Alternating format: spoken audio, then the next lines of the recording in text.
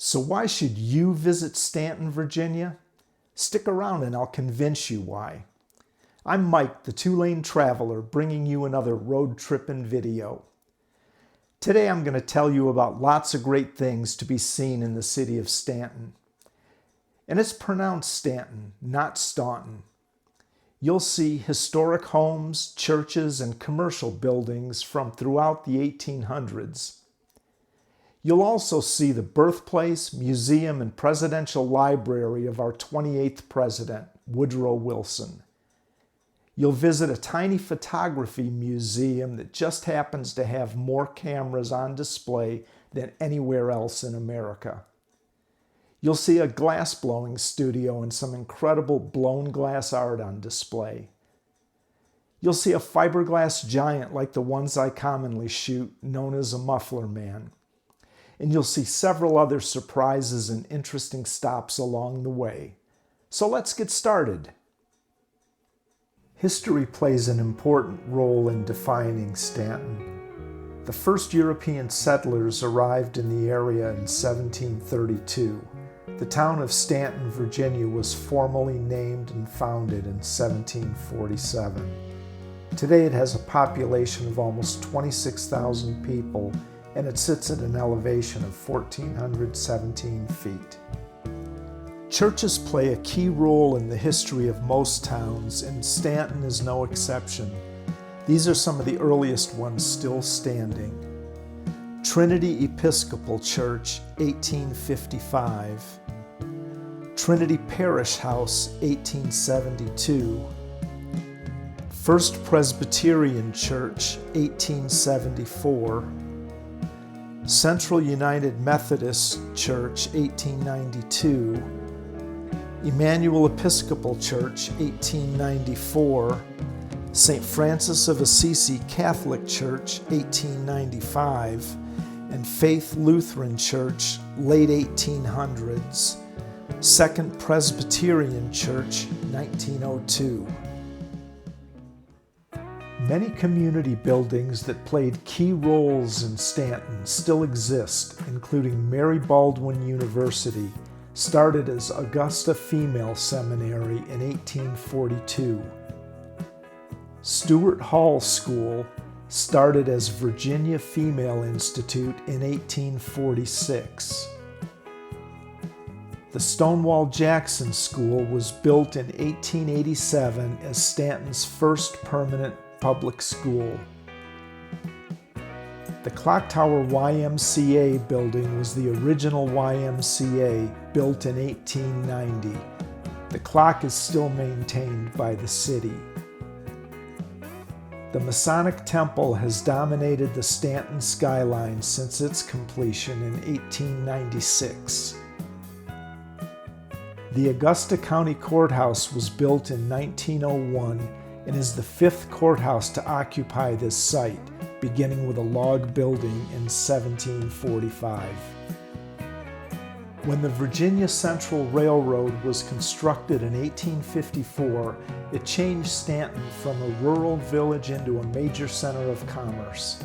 The railroad immediately built the American Hotel in 1855. The freight depot itself dates back to the 1870s.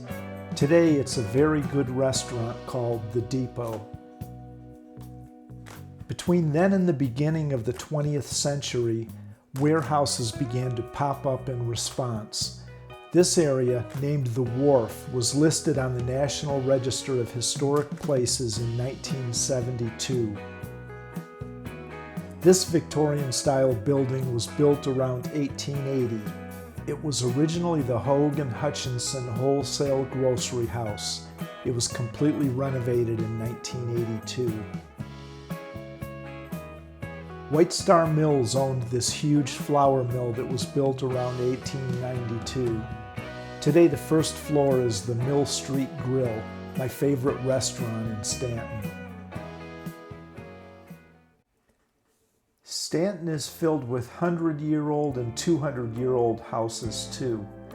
Drive or walk down almost any residential street and you'll find lots of beautiful houses in many different architectural styles. Let's take a look at just a few of them.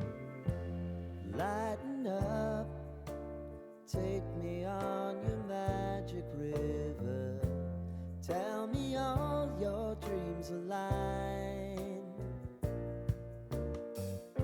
Sign me up and tell me about the people that you know who are trying to feel alive.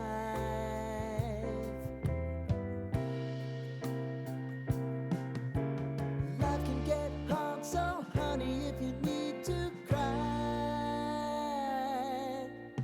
just come share my pillow and rain, rain, go away.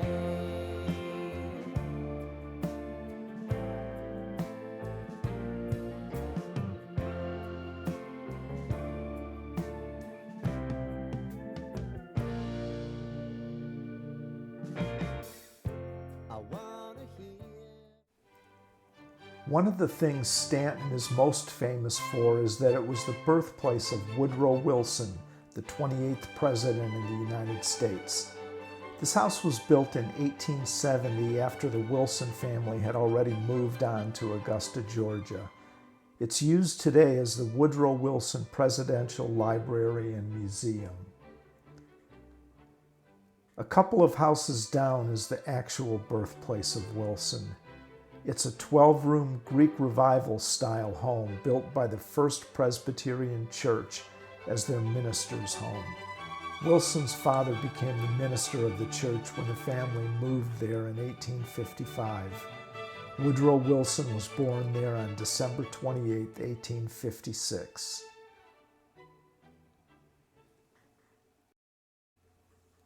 The Camera Heritage Museum is a must-see. I'll let museum curator David Schwartz describe it for you. Welcome to the Camera Heritage Museum. I'm David Schwartz, the founder and curator. We're the largest camera museum in the United States open to the public. We have over 7,000 cameras right now in the collection. We're only showing about 22%. We have another collection coming from Floyd, Virginia this week, which is actually be 1st of May of 2025, of over 4,000 additional. So we'll have over 11,000 cameras in the collection by mid of this year. Welcome, and I hope you enjoy. The Camera Heritage Museum showcases cameras from modern times all the way back to the early 1800s. Daguerreotypes, tintypes, color carbon printing, and examples of thousands of cameras, including several of George Eastman's first box cameras, hundreds of Kodak Brownie cameras, tiny Minox spy cameras, Rolleiflex, Polaroid, and German Leica and Zeiss cameras are on display. Also, cameras that were manufactured by the luxury Swiss watch manufacturer LeCoultre, and a disc camera made by the American Safety Razor Company. There are original photos too, like old daguerreotypes and tintypes. Original photos of famous people and even a family photo album of President Lincoln's assassin, John Wilkes Booth. The museum is a time capsule of the entire history of photography, and you'd be hard-pressed to think of a camera brand or even a specific model that the museum doesn't possess. This is a wonderful museum regardless of your level of interest in photography, and I encourage you to stop in for a visit. Another great stop in Staunton is the Sunspot Studios glass blowers. Here you can admire and purchase some amazing glass artwork, all made by glass blowers on this site.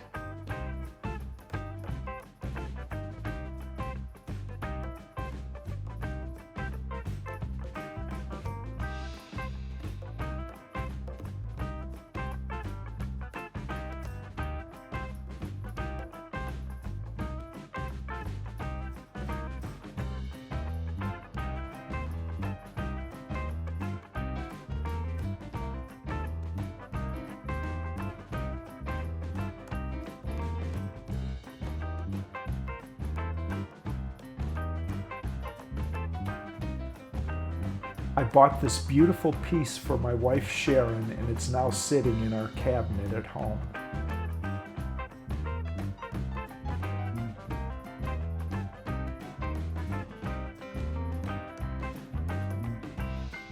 If you arrive before 4 p.m. most days, you may get an opportunity to observe and interact with glassblower artists at work.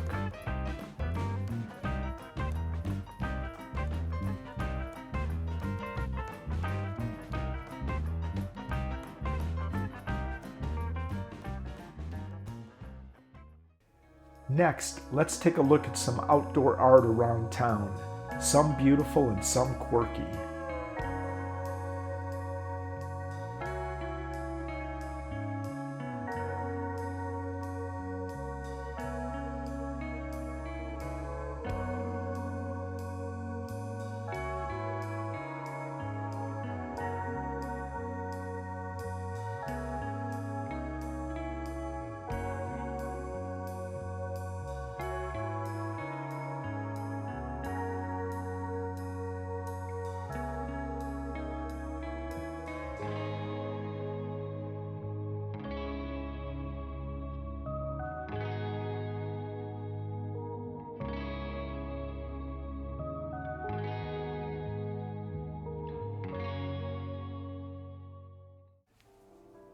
There are lots of great places to eat in Staunton too. As I said, my favorite is the Mill Street Grill, where I had an amazing tuna steak this time. They also have great ribs. I forgot to take a picture of the incredible bourbon glazed salmon I had at the depot. Trust me though, it was wonderful. I ate breakfast at Kathy's restaurant and highly recommend it. The food is nicely prepared and tasty, and the service is top-notch. It has a large parking lot too. I had two really good lunches in Staunton. The first was at Gloria's Pupuseria. If you've never had Salvadoran food, you need to give this place a try. My second lunch was at Remedy Burger. I ordered the Oklahoma Smash Burger and it was delicious. The ambiance here is terrific too. And that's everything I have to share with you about Staunton today. But believe me, there's a lot more to see. If you decide to visit Staunton, make sure the Visitor Center is your first stop. They're very helpful and have lots of maps, including an architectural walking tour that are great for finding your way around town. Share your thoughts in the comment section below and I'll be sure to respond. If you enjoyed the video, I'd appreciate it if you'd click the thumbs up and subscribe buttons. Thanks again for watching.